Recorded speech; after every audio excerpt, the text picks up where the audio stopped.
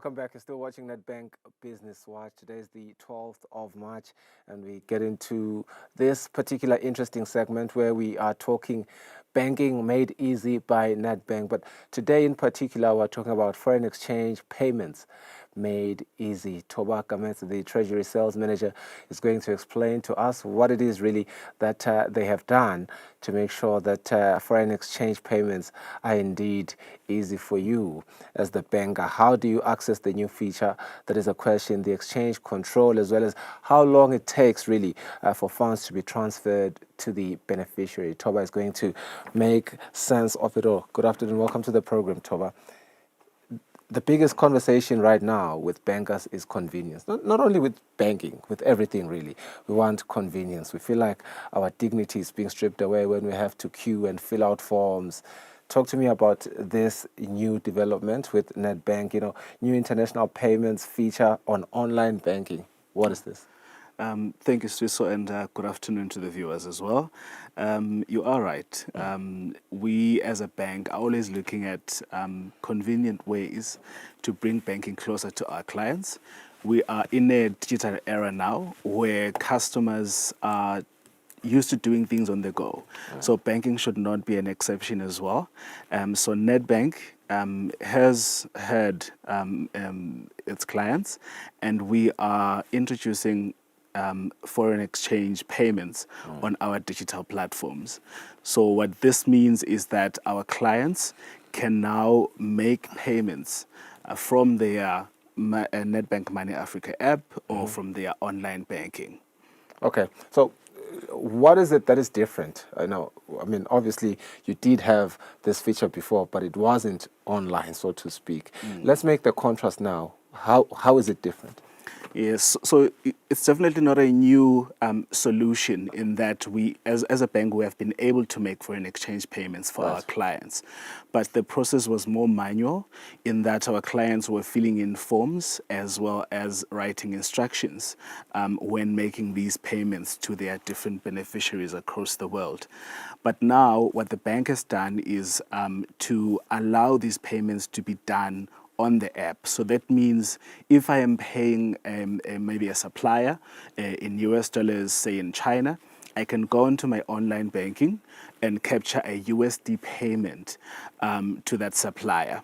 It is not a straight through process, so that payment is not gone per se in that it's already gone out of Nedbank. But when you submit it as a client, it is received by the bank, and the due processes that we were doing prior to this, which we'll touch on, including exchange control, vetting, and all of that, those are still going to happen in the background. But this gives you the convenience to capture your payment and authorize it on our digital platforms. Have you scrapped off the initial way of filling in forms entirely? Because, I'm well aware, as people who work in organizations, and I'm sure you'll agree with me, there are those people who still prefer, the old filing system.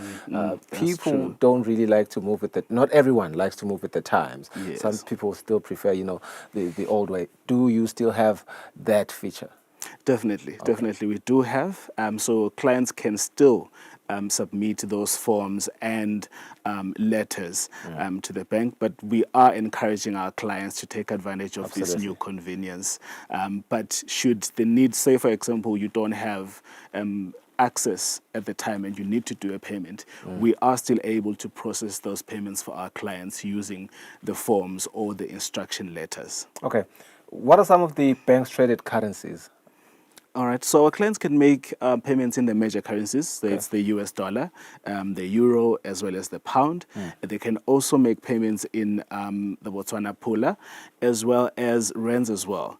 So you can make your payments in rands. We know that in the CMA we pay each other exclusively in rands, but you can also send them to anywhere else in the world. Okay, let's talk about the exchange control. You have, slightly alluded to, some sort of a vetting process that has to be done.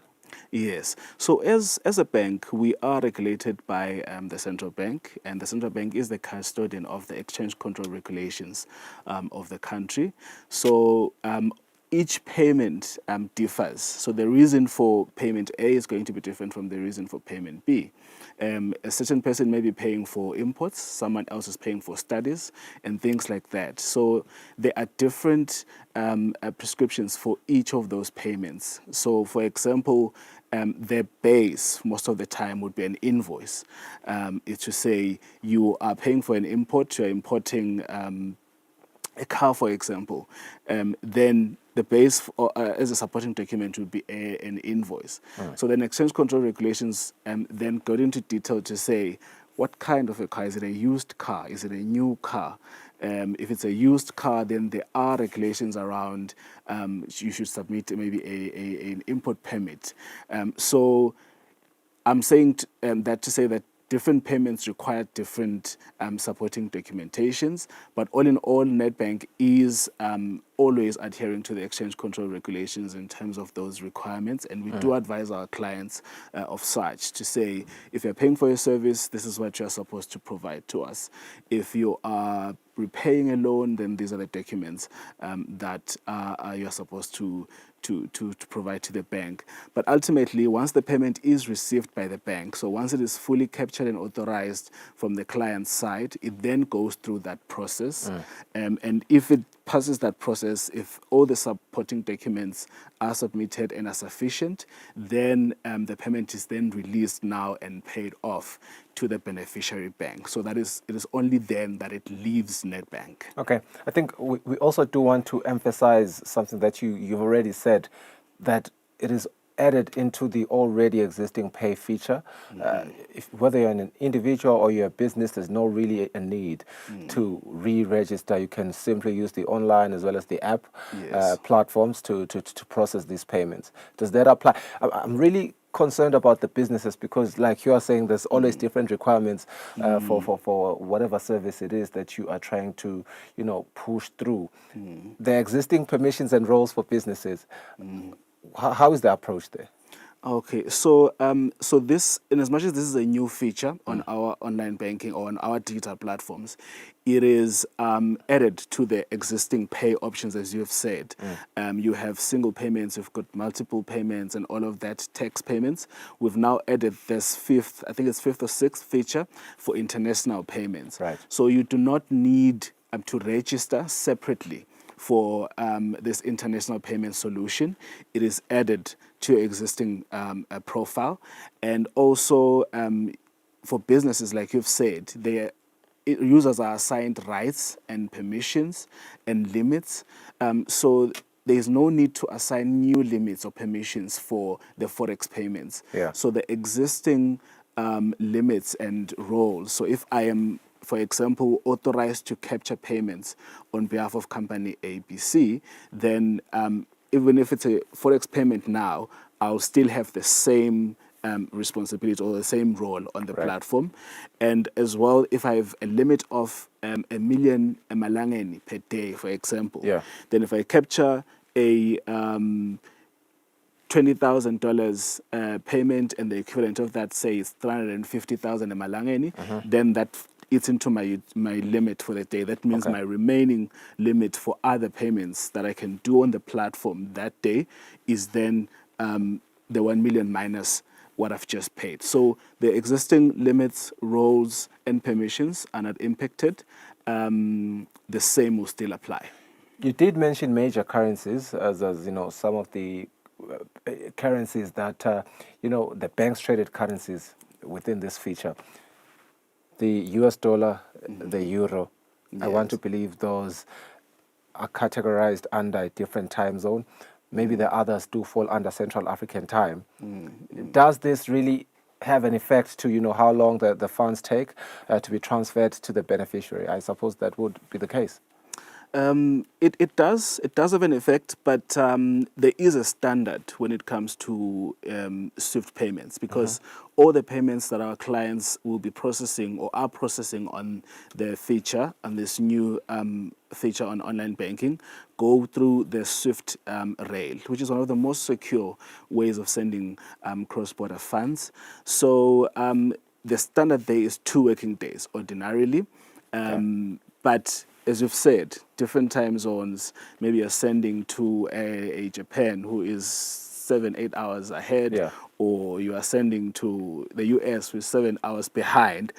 So there is that a delay. So say if maybe I'm sending to the US, Right. I'm sending now. They are going to open at 2, and maybe my funds will be received same day because they are, yet to open for the day. But then you're talking of Australia on the other hand, they are almost at the end of their day, which means the funds will be received the next business day. Also to that, there are other factors along the way because payments go through payment screening, and also the beneficiary banks as well have their own requirements when it comes to incoming funds on their side. But to answer your question, the standard is 2 working days. You may receive it before that, you may receive it a bit after that, depending on all those variables that we've just mentioned. Okay. For more information, how do clients and potential clients get to contact the Treasury Department? All right, so we have our contact details, our email, which is treasuryeswatini@nedbank.co.sz, where our clients can email us. But we love to chat to our clients. A team of vibrant dealers. Our contacts are 3278 1273. You can also call 1249 as well, and we'll be happy to take out 3278 1249 also. Yes, Okay. 1249. So we'd be happy to chat to our clients about these developments within our foreign exchange space. We're quite excited about it, so we definitely are eager to engage and hear what our clients' feedback is on this. Yeah, and just a reminder, you should know by now, Nedbank Eswatini on Facebook, on X, as well as on LinkedIn at Nedbank Eswatini across those 3 platforms. This has been Tobaka Metse, Treasury Sales Manager at Nedbank Eswatini. We have been talking all things foreign exchange payments made easy. This new development, you can now make your foreign exchange payments online as well as through their Nedbank Africa Money app. Let's go for a net break. We'll be back shortly.